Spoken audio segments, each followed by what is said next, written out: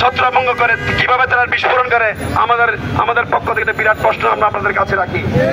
সংগ্রামী উপস্থিতি, অন্যায় হবে আইনি লড়াইয়ে আমাদের রইসুদ্দিন ভাইয়ের হত্যার বিচার রুজু করা হয়েছে, মামলা রুজু করা হয়েছে, মামলা গ্রহণ করেছে।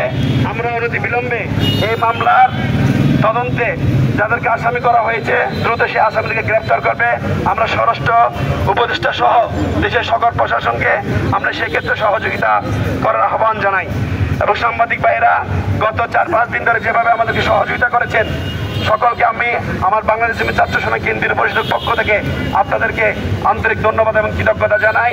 এবং আজকে কোতোয়ালি থানার ওসি সাহেবের সাথে আমার কথা হয়েছে গতকাল থেকে। আমি ওনাকে কমিটমেন্ট দিয়েছি যে আমরা আজকে অল্প পরিসরে আমাদের এই কর্মসূচি শেষ করব। যদি আমরা ওনার সাথে যে কথা হয়েছে কথার ভিত্তিতে আমরা আমাদের প্রোগ্রাম শেষ করব।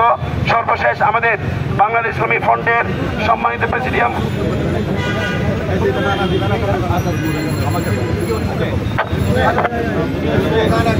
সবাই শান্তিপূর্ণভাবে আমাদের বাকি কর্মসূচি সম্পন্ন করবেন সে আশাবাদ ব্যক্ত করে সবকে ধন্যবাদ জানাচ্ছি। একটু অপেক্ষা করেন।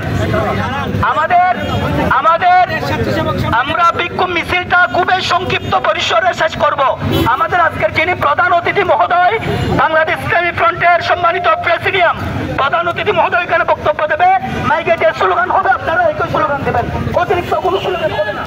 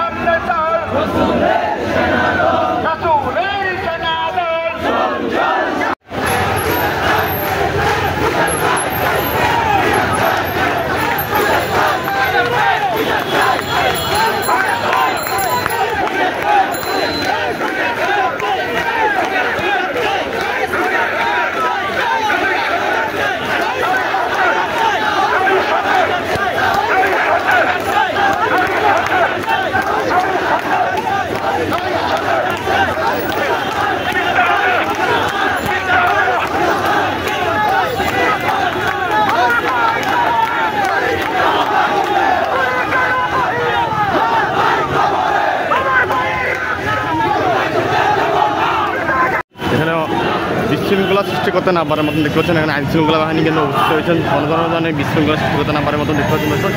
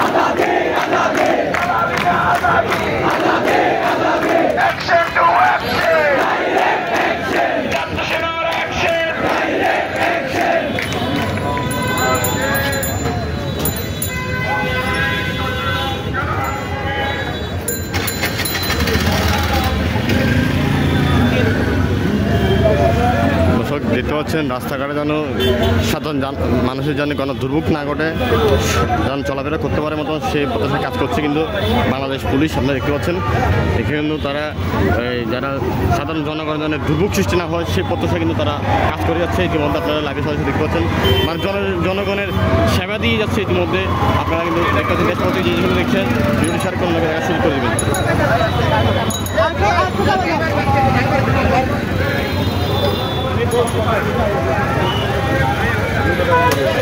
Hey,